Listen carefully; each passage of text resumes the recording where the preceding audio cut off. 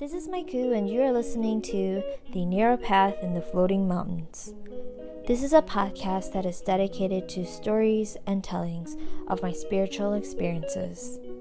Some of the stories I will be sharing will cover many topics such as the parallels in spirituality and mental health, ghost stories, dreams, tarot reading, mediumship, and more.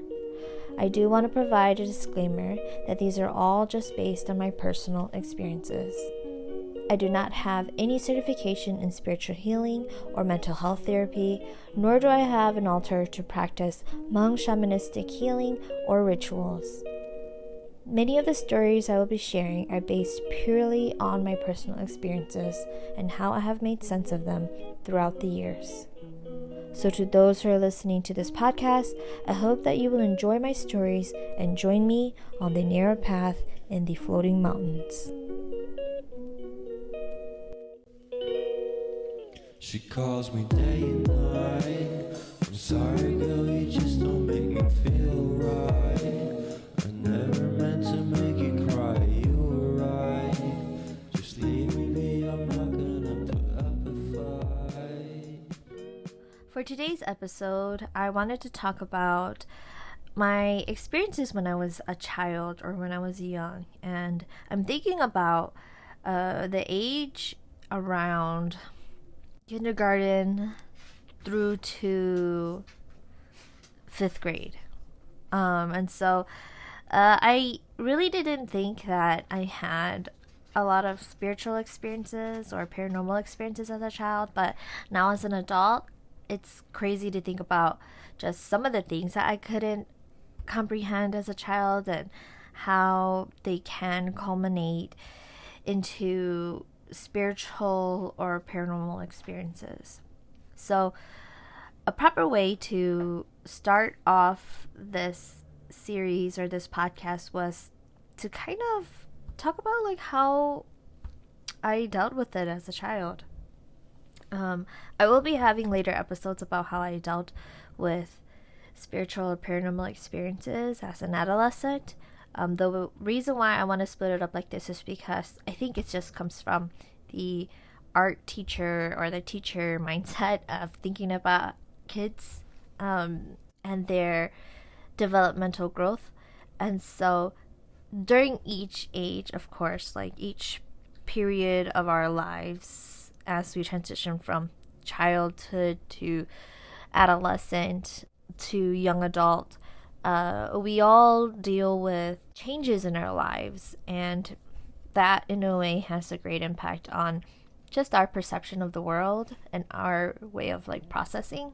And so eventually I will talk a little bit more about things that I experienced as an adolescent, even through to like my early 20s or whatever. But I wanted to officially start off with telling stories from my childhood. And I'm being very selective with the things that I want to share because there's just so many that I think it'll take me a lot longer to try and explain them. And they happen during certain points in my life that are connected to very like big events. I'm gonna stop rambling and just kind of like jump right in. So as a child, I actually was a very scaredy cat type of child. I was afraid of the dark. I was the one child that would hear something and just question like, what is that? And just be so obsessive with being afraid of what was in the dark corner of the room, or just being afraid of every dark corner of the room. Like I was that child.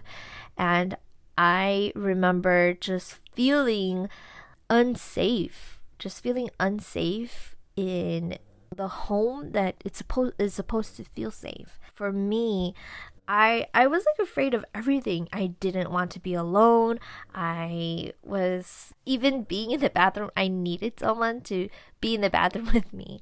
I was like, I don't know why I was like so terribly afraid, but I think it was certain situations that led up to me just being such a terrified child, but at the same time too, in a very odd and really like ironic way, I was also the child that just really loved hearing ghost stories just loved reading them.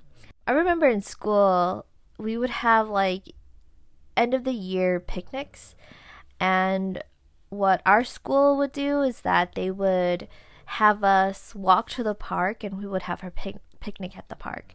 For me, because I really didn't have a lot of friends growing up, I was like the only Hmong girl in my classroom, so a lot of the girls in my class, they really didn't like connect with me. You know, it was like way back in the 90s, and I think a lot of people just didn't understand or didn't want to understand. I was just like by myself a lot. But growing up, I again was one of those kids that just really loved like scary stories. Like I remember we had to borrow books from the library to read during like reading time, and I picked one of those like scary stories to read in the dark book. They made a Netflix series, or no, it's not a Netflix series. They made like a film about it, Scary Stories to Tell in the Dark, and it's kind of written in the screenplay, anyways, or how they created the movie is that it's all connected to these kids who come across these stories that become real. I don't know how I feel about that format, but I kind of liked in the book format how they were anthologies and had morals to them. They're just like small snippets of stories. I was like maybe second, third grade reading these books, just really into them. And then, so kind of like backtrack or rewind to what I was talking about with the picnic. Like, I didn't have friends, so I had this book. I like borrowed this book from the library called Haunted Houses of Wisconsin, and I remember just like reading that book, like sitting under a tree when they gave us time, because we had like other activities to do. When they gave us time to like just play or recess or free time, that's what I did. I sat under a tree and I read this like haunted house book about like what haunted houses, where they are in Wisconsin. And so I was like that child. I was like that weird child, or the weird student. But that's kind of how I was. And I don't know why I was so fascinated with the paranormal and spirituality. I think it's because like I wanted answers. I wanted to understand it. I wanted to understand like my fear around it and overcome it. I think the overall like goal was that I wanted to understand it, to overcome it. And I still in a way like see how that factors into my way of thinking about spirituality and the paranormal. And so I didn't have any experiences as a child. Now that thinking about it, that really set fear into like my being for me to be that way. I think it was just like this natural curiosity. But I do I do remember that around that time too, they were I think they were just having it on TV, but it was like the black and white film Dawn of the Dead, and it was about zombies or something on TV. And I remember us kids like watching it and just not like first time seeing like a scary film on TV, and just being fearful of it, like not even understanding like what zombies are, right? Just knowing like these were like monsters that were coming back from the dead. And then of course like the classic in the Hmong community, the 𝙁𝙗 film. I still to this day cannot watch those films, no matter how much like you can tell that it's like fake and it's costume makeup. That I think it's just the situations that they set up in the film. It's just too creepy, you know. Like it's like you can imagine that happening, and just like that fear of something like looming over your shoulders. I think that's why I'm still kind of like, what the frick is, you know, who created this film? Like it's like terrifying.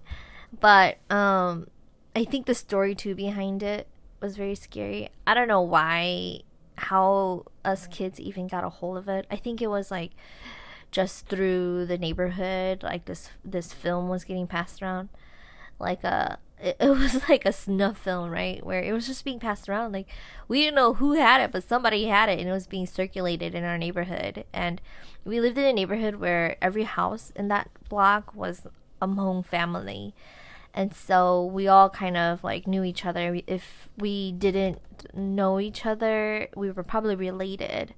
And so it was one of those. But that's really the earliest experience I had of being terrified, and I think that's why I'm so fascinated with like horror films too, is because of just everything that horror films stand for. I think it's the campy, like, scariness, and also sometimes with good horror films, the themes and the problems or the subject matter is very interesting for me. I feel like they're more philosophical, in a way. Well, the good ones, anyways, and how it parallels like human psyche. I think horror films do, like, why they're so popular is that they tap into like questioning or even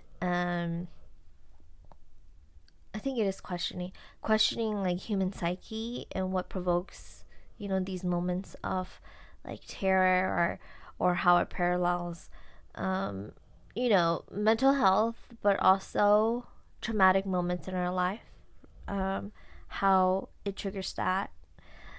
And so there's a lot. I think that's why I really enjoy horror or thriller films, but I can't do slasher films. But I think my fascination with it now stems from childhood, where I just wanted to understand, right? Like, why do we fear things that we can't see? And so that's like a glimpse of who I was at 8 or 9 years old. Now, a different thing can be said about when the time before that. So now, in thinking about my experiences as a child growing up, as an adult, and being able to reflect on that, I kind of feel like I had my first paranormal or spiritual experience when I was in kindergarten. And I think back to this all the time, and it feels like a dream, but I knew it was real because I swore that, this was real. And all of my siblings swore that, no, it's not. And so we used to go to a school that is located in the very pretty close to downtown, but you can say that it's a very urban school. It's in a very low income neighborhood, and I live in Milwaukee, and we're known for beer, right? Like the Miller Valley, among other things. And so the school was located in this very old part of the city where the Miller Brewery is. And I remember, like, as a child too, we only went to the school for like 1 year, but we remember it. We remember like as much as we can about it. But it's located in a very old part of the city, and I don't know how long this school has been around, but you could see the brewery from where our school is, and you can also smell the hops and all of that, whatever they're brewing. You can smell all of that from the playground. And so I remember as a child growing up, we used to think that the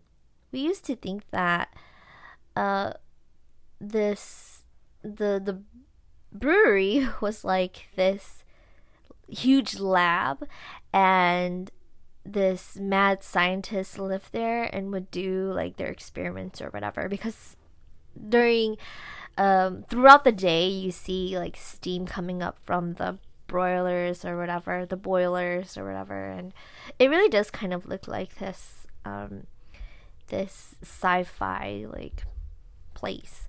But it really I really didn't feel like it was a bad school. I only remember a couple of memories from it, like the hallways and some of the lessons that I learned. One in particular is like a lesson on the crocodile in the closet. It was connected to a book, and so we were supposed to do this worksheet that where the crocodile is like in the closet, because I think the child took home a crocodile and hid it in their closet, and this crocodile like grew, or their parents didn't know. But anyways, that was one of the lessons that I learned from the school.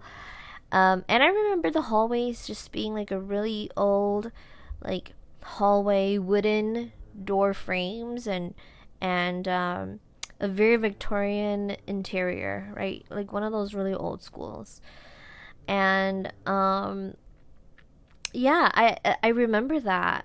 And I remember having vivid memories of a friend that I just remembered her looking Hmong. She looked Hmong. She had light curly hair, and her eyes were really slanted and small, and she always seemed to be smiling. And I remember her rosy cheeks. Like, I vividly remember her. And there's a lot of dreams that I have that I can recall, but not many that I can recall as a child. And if this were a dream, like, I know, like, it wouldn't have implanted in me so much that I can still recall it today. So I'm like, no, I know this is a memory. So I just remember this friend, and her name was Lisa, and I remember vividly playing with her on the playground. And we had like, the school had like this wooden playground. It was like when jungle gyms were still wooden. I remember it, and I remember it was wooden because I remember getting a splinter on this playground, and I remember playing with her. And I told my family, I'm like, yeah, don't you guys remember I had a friend whose name was Lisa, and like she was in my classroom. And they would tell me like, no, you didn't have a friend. We weren't even at that school long enough for you to have a friend. I'm like, no, I did. Like, we played on a playground. And, like, she looked like this, and her last name was like Shong, right? Like, I swore I had a friend whose name was Lisa Shong, right? And this was, again, back in the 90s. And I just remember her having like a glow about her.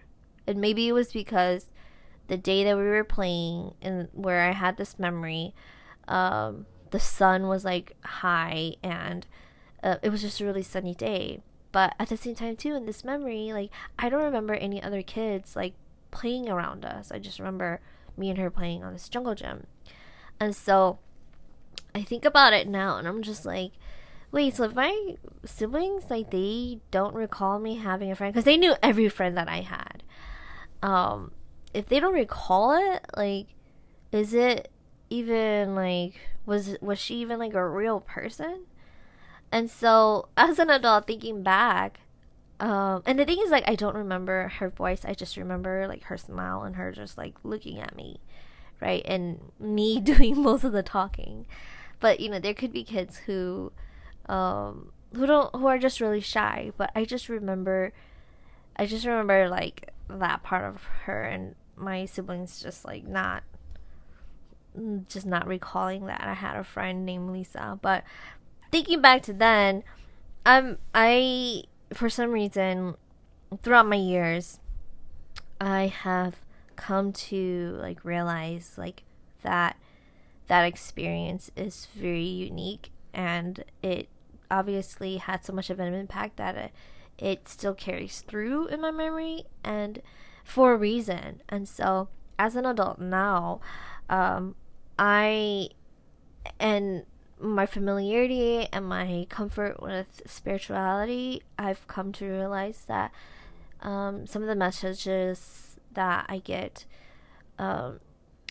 to help me to affirm like positive messages of like you're on the right track, or when you're asking for a sign and it comes through in the form of like people, or in the form of just messages from specific people. That oftentimes when I get like random messages or interactions with people who have a similar name to I guess like a guide, similar names, and the messages that come through, I tend to take it as like, oh, maybe it's a sign from like this guide whose name is Lisa. And so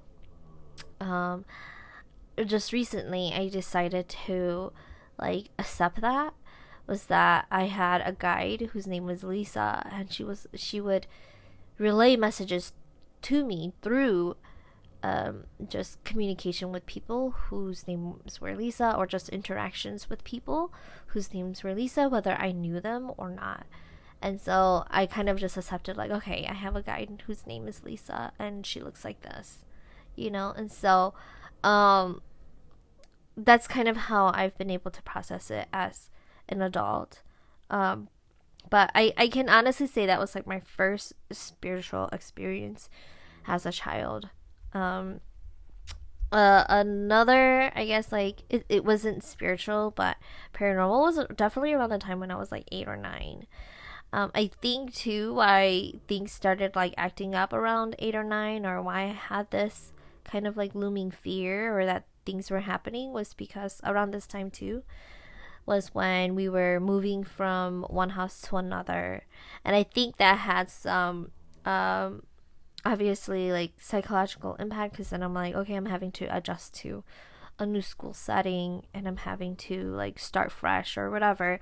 And so around this time there was just like a lot of things that were happening. And one thing that I can recall, and I have a witness who would attest to my experience too, was that as a child, like my parents would take us to do like hikes, or hikes through the woods, or just go fishing. And what we would do is my dad would take us to this nice private like area that was just a little bit out of the ways, but like a nice and quiet like hike. And so there's this particular place in West Bend that was kind of like tucked away, and you can access it by car, but getting to this this like body of water, you had to like walk. And this body of water was very unique because it was like a natural spring. And so you can see when you look into the spring, it was like a very marshy area, and there was this like natural spring that would come up from underneath, and you could see like the sand kind of bubbling. And so we all were like, oh my gosh, that's like quicksand. And so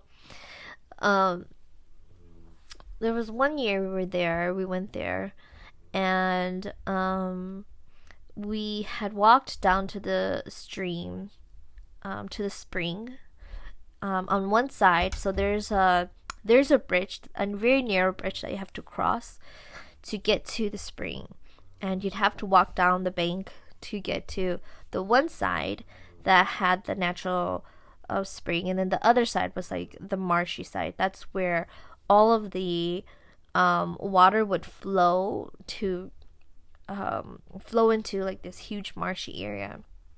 And so the bridge divided that. And so what we would do is we would hang out for like a couple of minutes before we headed back home, and or we headed to our fishing spot. And so we all were heading back, and my parents and my other siblings, they were heading back, but it was just me and my oldest brother that kind of were we kind of like stuck behind because we were throwing rocks. We were throwing rocks, and we were just kind of like lagging behind. We were about like 20 feet or something behind our siblings, and everyone was already getting into the car. And as we were like throwing rocks, all of a sudden we heard like a blood curdling scream, and it sounded like it was 100 feet away. It was like that close. And my brother and I, we looked at each other, and my brother, he usually likes to joke and scare me. Like, he knew I was like a scaredy cat, so he would like play pranks on me. But this time, he looked at me in the face, and his eyes were just like really wide, and he was just kind of like, what the frick was that? And so we looked at each other, and we just like ran for it. We ran to the car, and the both of us were just like speechless. We were speechless, and I didn't know if I wanted to say anything. But when we got there, we were like, oh my god, you guys, like, did you guys hear that scream? Did you guys hear that scream? And it was a very odd type of scream. It was like a low scream, kind of like an animal. It definitely wasn't human. It sounded like an animal, but we couldn't figure out like what type of animal would make that noise, would scream like that. And so it was a scream that projected. It was a scream that just seemed like not human. And so we were like trying to tell everyone, like, this is what we saw, and or not saw, this is what we heard. And they just kind of like wrote it off because they thought we were joking around, because my brother being the prankster, the jokester, and then me just being super like skittish all the time, that they really just didn't believe like what we were saying. And I don't know if they still do. I think they just kind of take it as like, oh, that's just one of their stories, you know. But that happened, and you know, I can't remember if we ever went back. I do feel like that was one of the last times we went, but I kind of feel like they went back there when I had moved out, and they said that the landscape had completely changed, or that the bridge was taken out or something like that. But that was one of the scariest moments that I've ever experienced as a child. Was just like, oh my god, this is really happening. Like, I don't remember any like fear or any onset like anxiety or fear, but it was one of the things that I'm like, oh my god, something paranormal happened. But yeah, that was really, I guess, like the two experiences that I share, they are examples of like a moment when like I wasn't aware of what I was experiencing, whereas being a little older, like becoming more aware of everything that was around me. And I think it had something to do with like the stories I was reading, that I became more aware of just like my surrounding and everything. But I just wanted to share, like, this is kind of how I was as a child. I think as an adult now, thank goodness I didn't have nearly as many experiences as I do now. I think not like actively, but like I pay more attention to things like that now than I did as a child, and thank goodness, because I do feel like with a lot of these things happening, a lot of these things that can't be explained, that may be the reason why like parents and elders protect us by, in a way, like gaslighting us too. That's a very interesting way, but I think that's just how like they were able to process it. And I think they do that because they don't want to draw any more attention to something that is obviously like inducing fear in children and among the people. I think they also do that to lessen the hysteria, right? And so I think when I was dealing with these things, I really didn't tell my parents because I didn't know that that was a conversation. I just kind of like accepted it as what it is. And so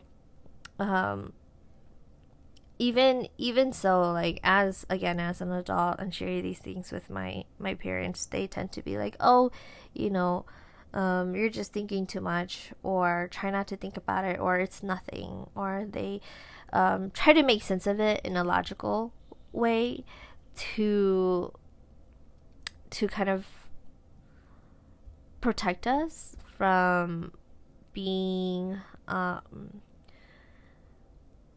being stressed out or being obsessive with it. So I think that's why elders tell us, like, oh, it's nothing. But I feel kind of like there should be conversations around it too. I know that they do it out of like protection and care, but I think, again, that's maybe just because that's how they were taught to deal with it. But you know, I don't even think my parents knew that I was having these experiences like growing up, because I just kind of, you know, like if a child doesn't understand what they're experiencing and they just bring it up like, oh yeah, I have a friend at school named Lisa, they're just gonna think like you have a friend at school named Lisa, unless like the other siblings, they go, you know, like, no, it's not, or you're just whatever, right? And so I think too, being a child too, kids tend to have such a big imagination that for some of us, we just accepted that, oh, they're just imagining things, you know, or they just have a big imagination, or they're just making stuff up because of something that they watched on TV, and they're relaying it to what they're doing, that we just kind of like accept that that's just how kids are, when, you know, something could potentially be happening. Obviously, like when things escalate or become too intense, then of course, like parents, I think that I would like do something about it. I think now that I am a parent, it makes me think a lot about like, oh my gosh, if my child was experiencing this, I would have like a conversation, because I don't want them to feel that they have to deal with these things alone. But also explaining to them.